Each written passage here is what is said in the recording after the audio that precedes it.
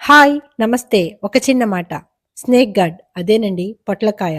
పొట్లకాయ నీట్‌గా క్లీన్ చేసుకొని, దాన్ని చిన్న ముక్కలుగా చేసుకొని, దాంట్లో ఉప్పు వేసి పిసికేసి, దానిలో ఉన్న పసరంతా వచ్చేస్తుంది. అలా వచ్చిన తర్వాత మనం దాన్ని కర్రీ చేసుకుంటే చాలా అంటే చాలా టేస్ట్‌గా ఉంటుంది.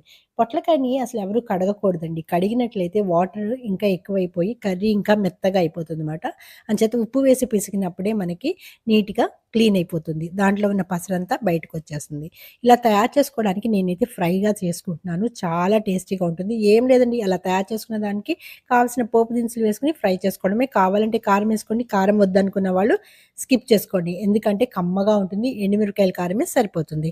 అసలా పొట్లకాయలో ఎన్ని పోషకాలోనండి. బరువు తగ్గాలనుకుంటే కొవ్వు శాతం ఉండదు. అలాగే పీచు అధికంగా ఉంటుంది. గుండెకు మేలు. ఇందులో నీటి శాతం ఎక్కువగా ఉండటం వలన శరీరంలో ఉన్న వ్యర్థాలన్నీ కూడా బయటికి పోనిస్తుంది. ఇంత మంచి ఆరోగ్యకరమైన పొట్లకాయని అందరూ తీసుకోండి. Thank you for watching.